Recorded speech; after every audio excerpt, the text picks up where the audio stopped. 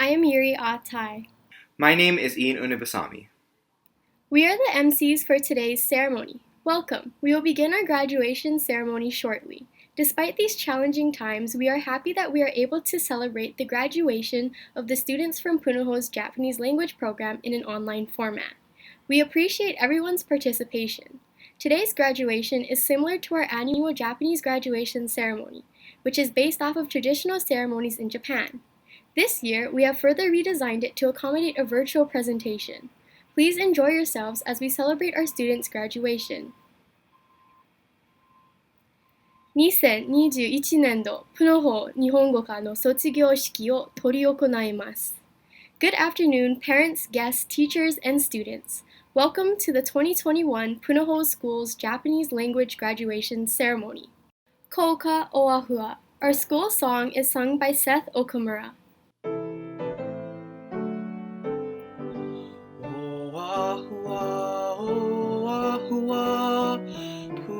Punahou, our Punahou, oh mau, oh mau, oh mau, oh mau. Punahou, our Punahou. Throughout the years we've shown our light. We glory in Oahu's might. The buff and blue's a glorious sight. Punahou, our Punahou. 終了証書授与 At Japanese traditional graduation ceremonies, each graduate is presented with a certificate of achievement after their names are called. Instead, today, after 80 Sensei reads the first certificate, we will recognize each graduate as they share one Japanese word or phrase that carries a special meaning for them. Each student will be receiving their certificates in class. 卒業証書佐伯ゆり殿。あなたは本校日本語科の全課程を修了されましたので、ここに称します。2021年4月16日、プナホー学園日本語科。好きな言葉 The presentation of the graduate's favorite Japanese words and phrases. Each graduate chose a favorite word or phrase. 幸せ。一番大事なことは幸せだと思います。平和。心配しないで。両親が私にいつも言ってくれる言葉。自由。家族。虎穴にいらずんばこじえず、自分の成長するためにリスクを取らなければならないと思う。群青。星。暗い時にいつも星が光る。光。人生。一度きりの人生を思いっきり楽しみたい。信じる。一期一会、縁を大事にする。桜。善は急げ。いつも他の人にいいことをしてあげたいと思っています。勇気。笑う角には福来たる。笑顔は一番美しい顔ですから毎日笑う。一期一会、幼稚園から今までのすべての人との出会い。運命。神。自業自得。責任。私たちの将来は私たちの責任だから、いつも頑張らなければなりません。明るい将来。生きがい。私の生きがいはこれまでにあった人たちのために。ぬかに釘。縁の下の力持ち。着肉強食。成功するために一生懸命働く。心。雨降って地固まる。苦難は私たちを強くします。一生懸命。いつも一生懸命考える。冒険。人生は冒険だ。仕方がない。仕方がない。でも今頑張ります。誠実。地球を守るべきだ。冷蔵庫。私の初めて習った言葉。覚悟。成功したいなら覚悟が必要。自立。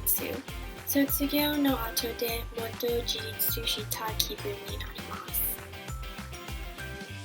楽しみにしている。いつも明日は可能性がたくさんあります。家族のために一生懸命頑張る。友情。いつも友達を信頼している。感謝。両親と皆さんに感謝している。僕なりに。三日坊主。初めての習ったことわざ。三日坊主。一生懸命。一生懸命頑張る。猿も木から落ちる。美しい。生活は美しいから感謝している。努力。天才とは努力する盆栽のことだから。喜び。すべてに喜びを見つけてみます。優しさ。感謝。お母さんに感謝している。太陽。水滴。祝ううがつ。笑顔。今は大変ですが、小さなことでも笑っていることが大切だと思います。永遠。希望。温故知新。過去から習うのは大事だ。いつも笑う。正解。雨にも負けず、困難な時期に強いままでいることが大事と思います。和、敬、静、着。頑張る。どこにいても頑張る。七転びや起き。石の上にも3年。私は問題があるときにいつも頑張るようにします。He。幸福。人生の目的は幸福になることだと思います。私は恵まれている。正直。正直は一生の宝。心臓。心臓行動するから生きている。旅。私の不仲を取る旅は忘れられません。総自在構成代表クリストファーソン。A farewell speech will be given by Christopher Sun on behalf of the Underclassmen. こんにちは皆さん。クリストファーソンと申します。高校2年生です。時間が経つのは早くて、あっという間に先輩方が卒業する時が来ました。先輩方は日本語だけではなくて、いろいろな日本の価値観や文化を習うためにずっと勉強されてきました。コロナウイルスのパンデミックの間にも、先輩方は我慢して頑張り続けました。後輩の私たちは先輩方と一緒にプロジェクトやコフットやクイズレットをして日本語を勉強することを楽しんできました。一緒に勉強して、一緒に笑って、一緒に学びました。私たちは先輩方をとても尊敬しています。先輩方はいつも私たちをサポートして励ましてくださいました。本当に先輩方は私たちの日本語が上達するために助けてくださいましたから、私たちはありがとうと言いたいです。私たちは日本語の授業での体験を決して忘れません。先輩方との思い出を大切にいたします。今日、先輩方が長年の日本語の勉強を成し遂げられたことを祝います。今日、先輩方が将来に向かって前進されていかれることを祝います。大学やこれからの人生で何をしても、きっと日本語のクラスで習った価値観に助けられると思います。そして、卒業されても、私たちと連絡を取り続けてください。これからも頑張ってください。ご卒業おめでとうございます。当時卒業生代表、貞康ジェイソン、岡村アリソン、ヨングフー。In response to the underclassmen's message, an address will be given by graduates Jason Sadayasu, Allison Okamura, and Yang Hu. こんにちは、フーヤングと申します。こんにちは、岡村アリソンと申します。こんにちは、サダヤス・ジェイソンと申します。ようやく卒業の時になりましたね。まずおめでとうございます。私たちの多くは中学1年生の時に最初の日本語の授業を取りました。その時からすごい日本語の生徒になることを続けて、たくさんの友達に会って、良い先生から習って、楽しい思い出を作りました。みんなが日本語のクラスを取ることに決めた理由は違ったかもしれませんが、一生懸命勉強したことには間違いないです。とにかく、この数年間私たちはいろいろなことを習いました。日本語1で我慢を習いました。日本語はとても難しかったですが、毎日一生懸命勉強しました。日本語2と日本語3で協力することを習いました。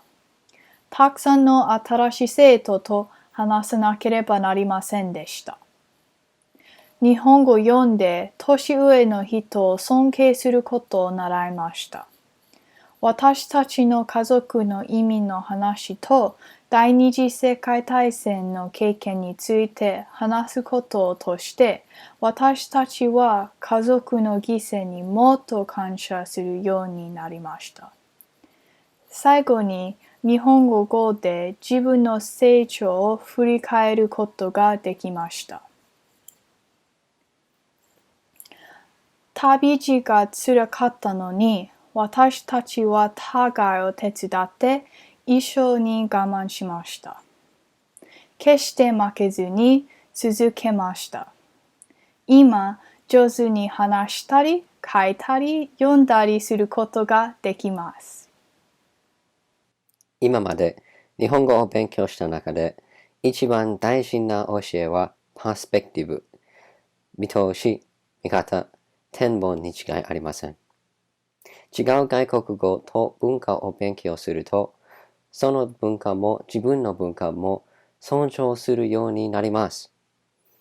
新しい見方を使って人類のためにみんなと一緒に世界に影響を与えることができるでしょう。もうすぐ私たちのプナホでの日本語の旅路が終わります。クラスの経験も思い出も決して忘れません。先生のおかげで、友達のおかげで、プナホの日本語の家族のおかげです。いつまでも感謝しています。卒業の歌、また会う日まで song, Until We Meet Again, is sung by the graduates.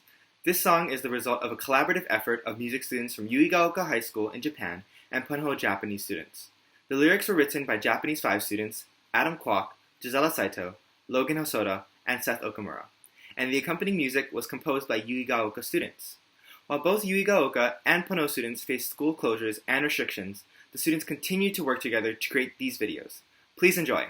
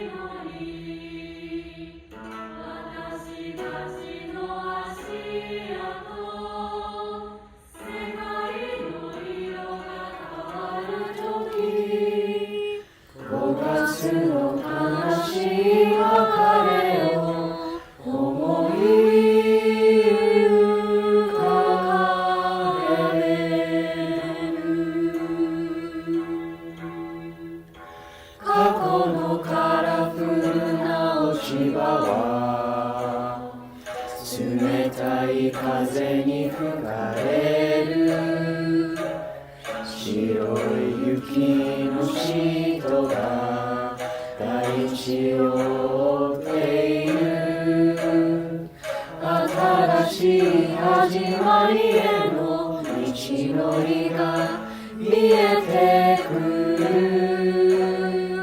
新しい始まりに太陽が昇り淡い雪を溶かすもうすぐ私たちの命の花が開くこれは私たちの大事物語私たちは別々だけどいつも一緒また会う日まで暖かい光の中で私たちは新しい一歩踏み出す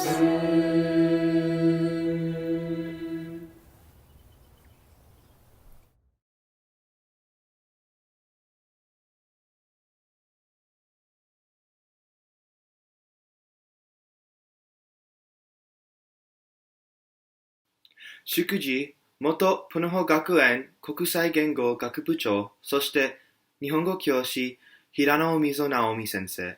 We are pleased to have here today a former Academy Language Department head and retired Japanese language teacher of Punho School, Naomi Omizo sensei, who will deliver a congratulatory message to our graduates. She will be introduced by Aaron Yonemoto and Brooke Gushiken.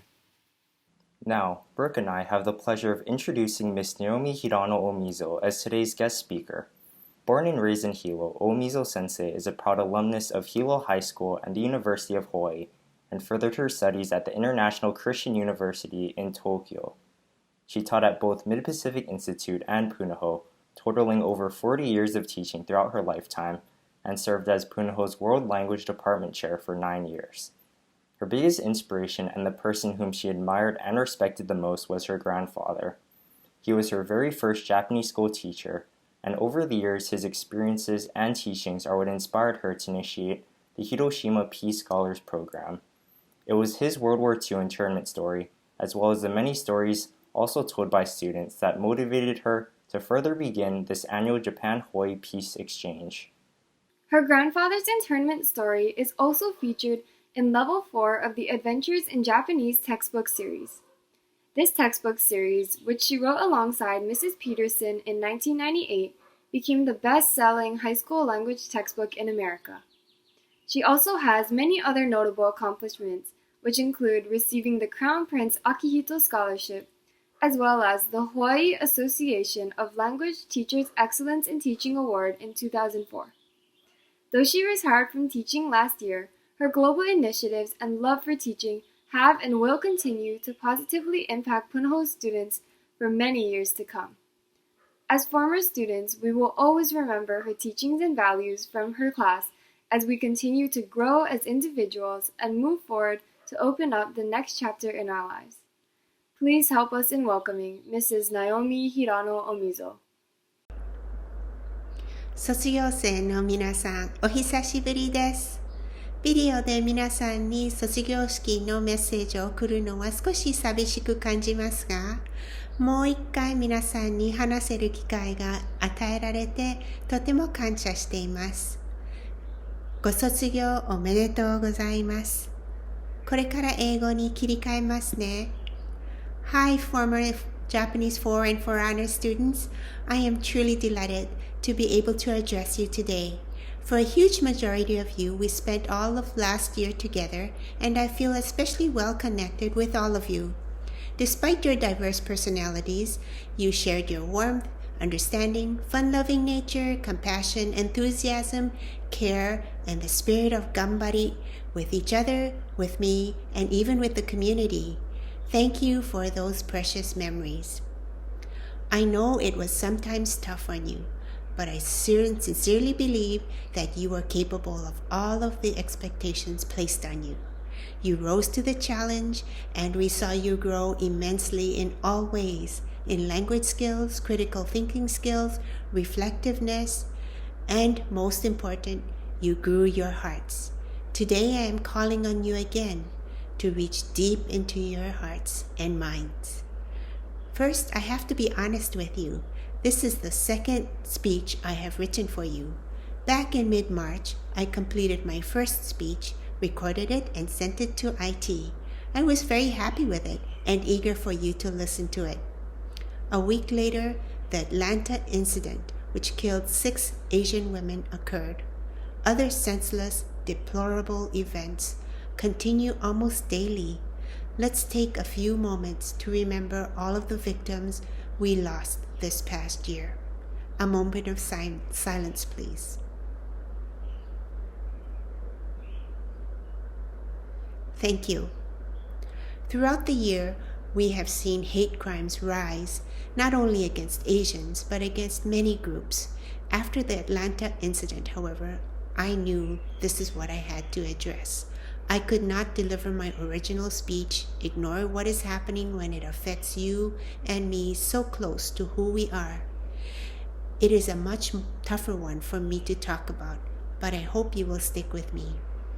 Because the treatment of Asians, particularly Asian women, has not been examined carefully all of these years, no one seems to know exactly how to handle this. Today, I want to share my thoughts with you. My 2 main points are: 1, we need to educate ourselves. We need to learn and share our cultures and values with others so that we can better empathize with and respect others. 2, we need to respond in ways that honor our own values.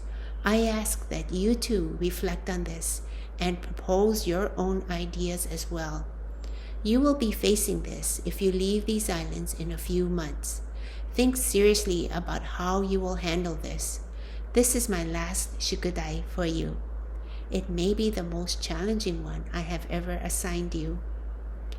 We are fortunate that we live in Hawaii, where supposedly we could coexist in a melting pot, though honestly, we know this metaphor is not entirely correct. However, we also know that we are far more accepting of each other here. I think the reason we can live together more harmoniously in Hawaii is because we are willing to learn about each other. At the very surface level, we go to buffets and find most ethnic foods represented. We don't think twice when we help ourselves to sushi, kalua pork, gaoji, Portuguese bean soup, chili, kimchi, adobo, Indian curry, hot dogs, and pizza. We just pile them up on our plates and enjoy the unique flavors of each of the foods. None of us think, oh, this is Hawaiian or Korean or Portuguese as we eat them. We just enjoy them because they are all good in their own right. Enjoying the uniqueness of each food is something we learned because someone introduced it to us, or we took the initiative ourselves to give it a try. This experience is learned. It broadens and enriches our lives. We can overcome cultural differences and fear of others if we take time to learn about them. Someone teaches us about a different culture, or we choose to experience it ourselves. We cannot otherwise become a more accepting people. I believe that is the root of the hate crimes we are witnessing now. If we look at history, it is obvious that we did not take the time to learn about others' cultural backgrounds and perspectives and understand the whys of the behaviors of others. When we choose to remain insular, or even worse, put ourselves above others, differences fester, cause distrust and fear, and eventually turn to violence, destruction, and at its worst, war. We have seen some cruel and hateful words tossed around this year. Where do these words come from? First, they come from our minds that are too closed or lazy to take the time to learn about the perspectives and contexts in which others live. They also come from the heart that does not know how to empathize and reach out with understanding and does not know how to respect others. How do we overcome this? It is something that does not come naturally to us. It is learned. You know this. You walked this long journey learning Japanese. You spent hours cramming kanji into your heads. You listened to conversations and pushed hard to speak with Japanese native speakers. You wrote endless compositions and reflections in Japanese. Through your steady efforts, you learned the value of gambari. Through community service, you learned what kansha meant.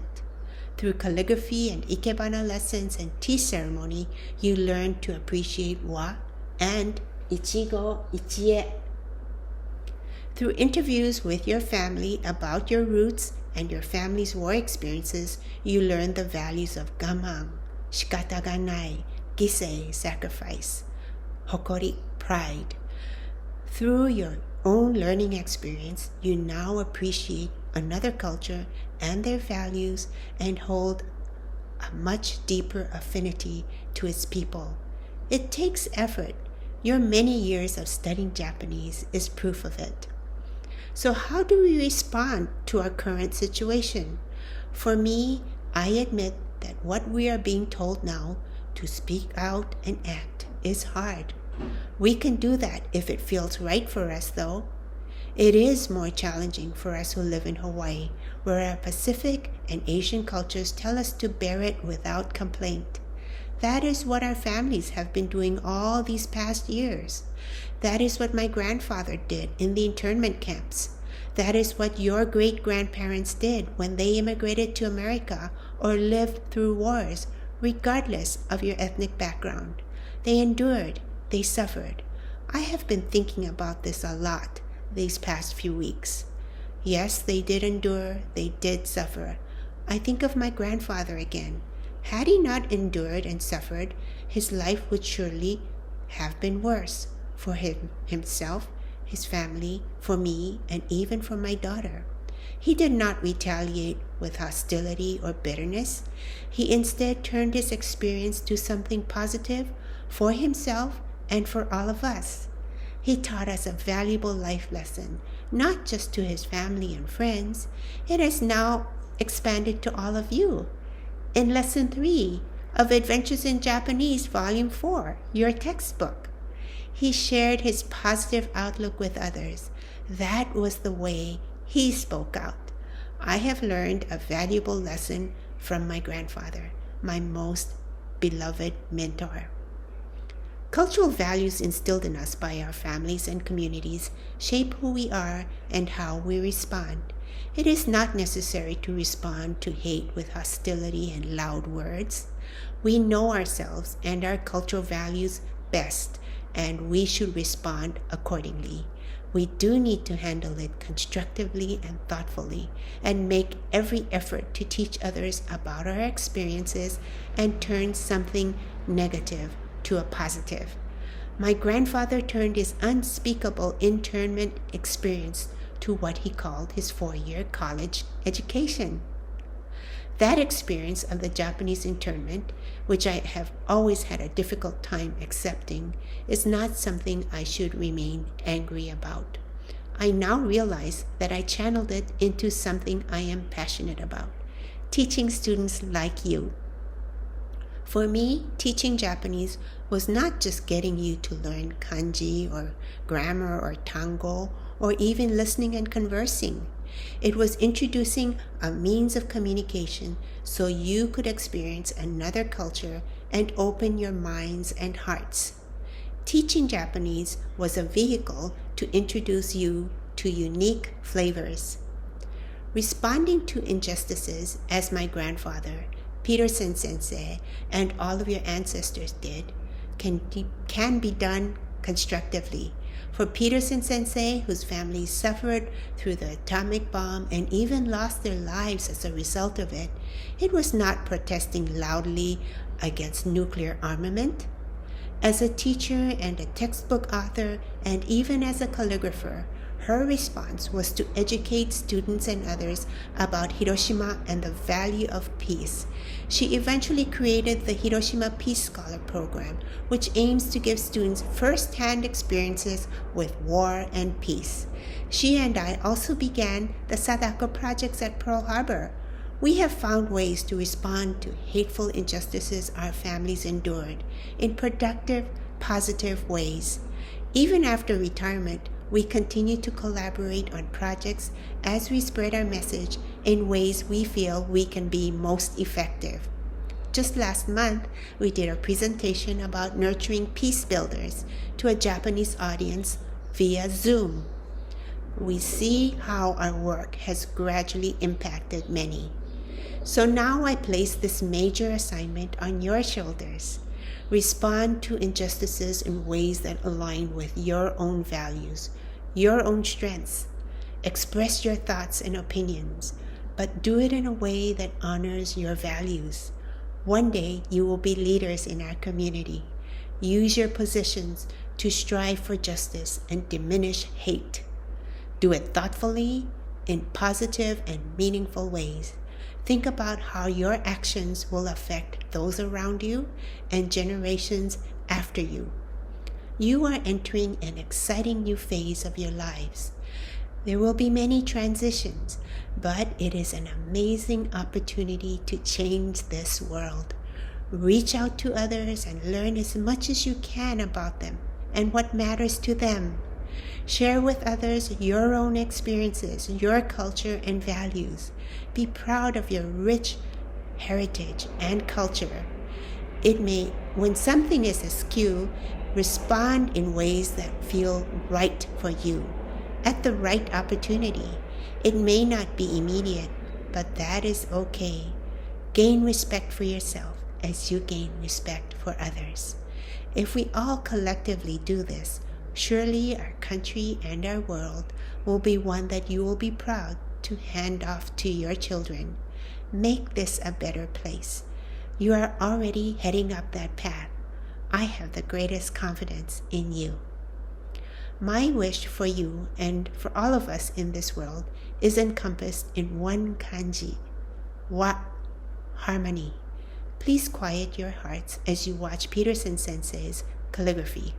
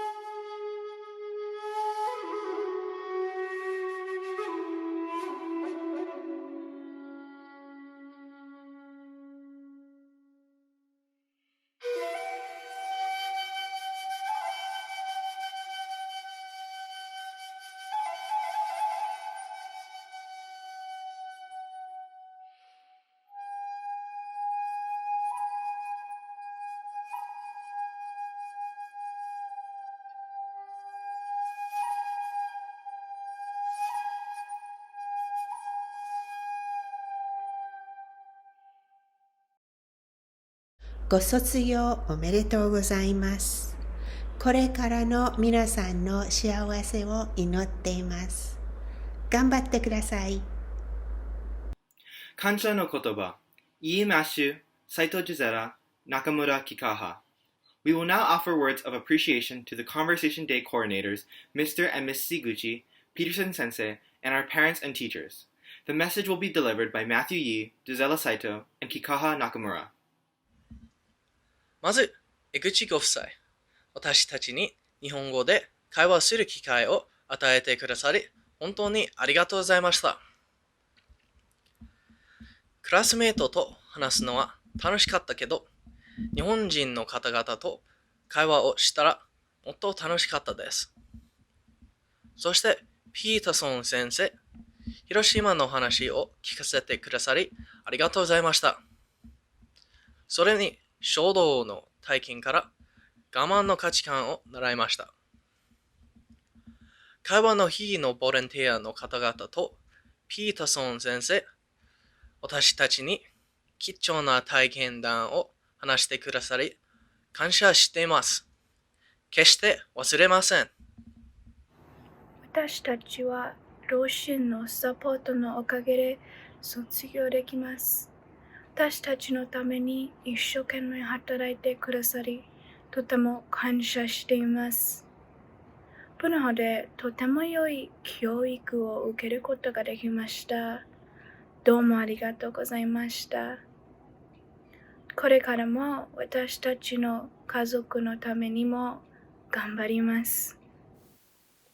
日本語の先生方、日本語と日本の文化を習う長い旅を案内していただきありがとうございました。この旅は長かったですが、みんなと一緒に楽しい旅をしてきました。先生方がいらっしゃらなければ、こんなにも楽しくはなかったでしょう。先生方のご指導に感謝しています。2021年度ポノホスクール日本語科卒業式を終了いたします。We will now conclude the 2021 Japanese language graduation ceremony.